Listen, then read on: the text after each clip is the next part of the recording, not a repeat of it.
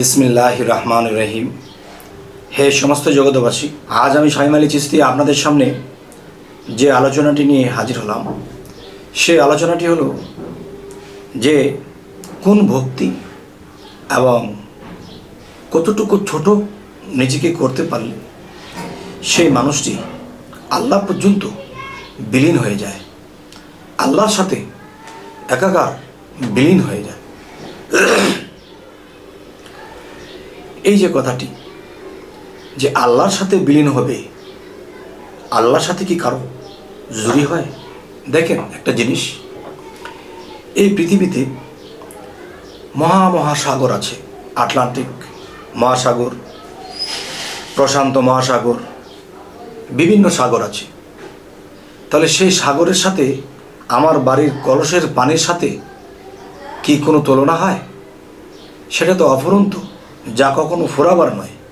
কিন্তু আমাদের পুকুরের মধ্যে যে পানি আছে, এটা তো মিনিটেই শেষ হয়ে যাবে, কিন্তু ওটা তো অফুরন্ত, ওটা কখনো ফুরাবে না।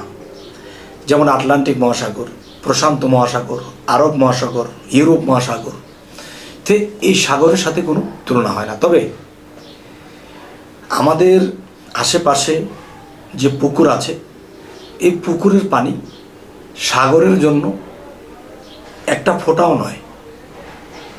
তাহলে আমি বলবো, এই পুকুরের পানিটা যখন সাগরে ফেলে দেওয়া হবে, তখন কিন্তু সেই পানিটাকে কেউ পুকুরের পানি বলবে না, সাগরে বিলীন হয়ে গেছে, তখন সাগরের নাম ধরবে, এটা পুকুরের পানি কেউ বলবে না। তাহলে এই পৃথিবীতে যারা সাধনা করেছে, ভক্তিতে পড়ে আছে, নিজেকে ছোট করে রেখেছে, সবসময় চোখের ধারা পানি চলছে, পড়তেছে, ঝরতেছে, তাহলে এই কর্ম যদি ঠিক রাখে, তাহলে আল্লাহর সাথে একাকার বিলীন হয়ে যাবে। যেরকম সাগরে পুকুরের পানি মিশে একাকার হয়ে গেছে।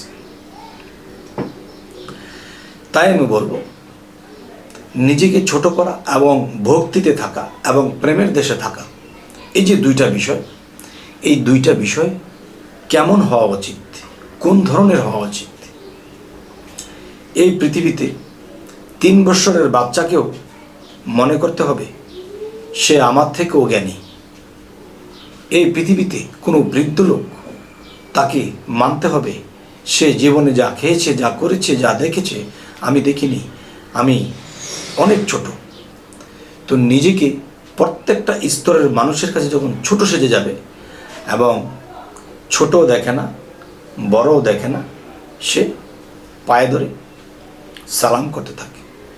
3 বছরের বাচ্চা কি, 18 বছরের, 21 বছরের যুবক কি, বৃদ্ধ কি, গুরু কি, সাধু কি, সকলকে সালাম করে। এবং যেভাবে মানুষ তাকে বলে, হাসি মুখ রাখে, দুঃখ পেলে মুখে হাসে, বেশি দুঃখ পেলে চোখে পানি ঝরঝর করে, কিন্তু মুখে রাখে হাসি। এবং সে কি খাইল, সে কি না খাইল, কে তাকে আদর করলো, কে তাকে ডাকলো,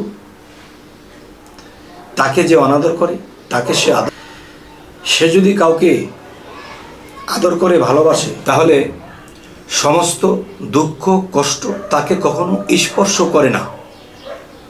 তাহলে আল্লাহও কিন্তু বলেছে, আমাকে কোনো দুঃখ কষ্ট বেদনা স্পর্শ করতে পারে না। এই পৃথিবীতে থেকে আমাকে কেউ গালমন্দ করেছে, যদি আমার মধ্যে সেই গালমন্দটা লেগে যাইতো, তাহলে তাকে আমি শাস্তি দিয়ে দিতাম। যদি আমাকে কেউ গালমন্দ করে, তার গালমন্দ আমি আল্লাহ পর্যন্ত পৌঁছায় না। যেমন ফেরেশতাদের মধ্যে কেউ বলেছিল যে, হে আল্লাহ, আপনাকে তো দুনিয়ার অমুক মানুষে আপনাকে গালমন্দ করেছে।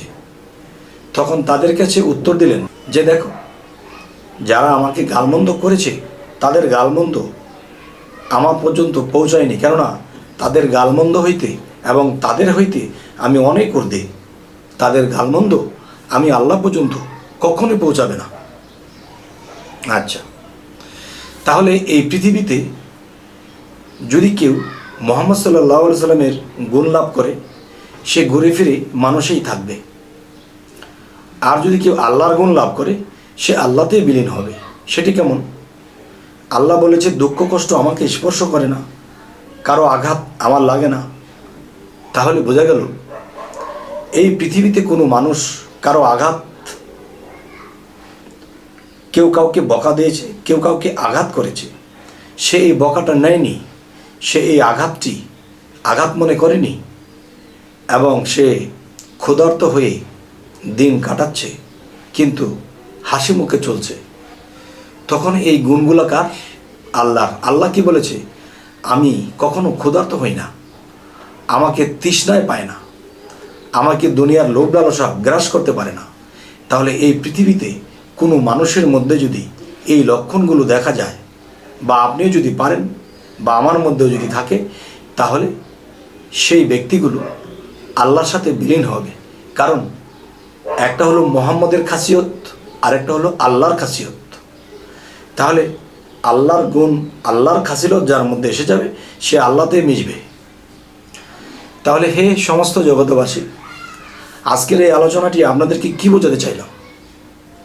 কেউ যদি চায় যে আমি পৃথিবীতেই থাকব, আমি মানব সেবা করব, ভালো কিছু করব, হ্যাঁ করেন। মুহাম্মদ সাল্লাল্লাহু আলাইহি ওয়াসাল্লাম তাই করেছেন এবং মুহাম্মদের গুণ লাভ করা হলো। এরপর যদি কেউ চায় আল্লাহতে বিলীন হব, তাহলে সেই ব্যক্তি এটাই করতে হবে। আল্লাহর কি গুণ আছে? আল্লাহকে বকলে লাগে না, আল্লাহ ক্ষুধার্ত হয় না, আল্লাহ তৃষ্ণা হয় না, আল্লাহ কারো মুখাপেক্ষী নয়। এই পৃথিবীতে এমনও অলিয়া আউলিয়া পাগল ফকিরের মধ্যে এমন কেউ আছে যে তারা কারো মুখাপেক্ষী নয়, যে সামনে কিছু উপস্থিত হয়েছে, খেয়েছে, না পেয়েছে না খেয়েছে, কিন্তু আল্লাহ কিন্তু তাদেরকে না খাইয়ে রাখে না, আল্লাহর খাজানা থেকে খাবার এসে যায়। যাই হোক, হে সমস্ত জগতবাসী, যদি এমন কোনো ধারণা, এমন কোনো বিষয় থাকে যে পৃথিবীতে এত আপন মানুষ পর হয়ে গেছে, এত কিছু মানুষের জন্য করেছি, সেই মানুষ আমার দুর্নাম করেছে, মানুষ আমাকে ভালো দেখে না, তখন সব ছেড়ে দেন। যে আপনাকে ভালোবাসলো না সে আপনার উপকার করলো, যে আপনাকে আঘাত করলো সে আপনার উপকার করলো, আর সে নিজে ক্ষতিগ্রস্ত হলো। আচ্ছা, যদি আমরা আল্লাহতে বিলীন হতে চাই তাহলে আমাদের মধ্যে এই স্বভাব আনতে হবে। দুনিয়ার লোভ লালসা কোনো কিছু এখানে গ্রাস করবে না, কারো কথায় আমার রাগ উঠবে না, কারো আমি প্রতিশোধ দেব না, কাউকে আমি ক্ষতি করব না। তখন কি হবে? তখনই এটা হবে যে আল্লাহ পরিষ্কার, আপনিও পরিষ্কার। তখন দুনিয়া আপনাকে আঁকড়ে ধরতে চেয়েছিল, আপনি সেটা ছেড়ে দিয়েছেন। তখনই আপনি আল্লাহতে বিলীন হবেন। আর আল্লাহতে বিলীন হওয়া লোকগুলোই মুক্তিপ্রাপ্ত। আল্লাহ যেরকম মুক্ত, আপনিও মুক্ত হয়ে যাবেন। যাই হোক, আজকের এই আলোচনা আমার মন থেকে আল্লাহ যতটুকু তৌফিক দিয়েছে করলাম, কিন্তু কী ধরনের আলোচনা আপনারা চাইছেন অবশ্যই আমাকে জানাবেন এবং আমাদের চ্যানেলটিকে সাবস্ক্রাইব করে রাখবেন, পরবর্তীতে যেন ভালো আলোচনা এনে দিতে পারি। আল্লাহ হাফিজ।